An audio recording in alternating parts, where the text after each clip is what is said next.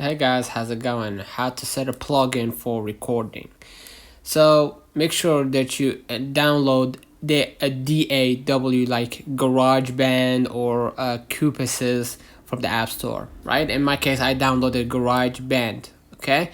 Now, if you want, you can use your own audio right here, audio recording, so you can record your voice or any sound, like the instrument, for example. You can start using this as a way to create your own, create your own recording, or you can use your App Store, Google Play to download Audio Unit AUV3 compatible plugin, install it via App Store, or import it into your DAW.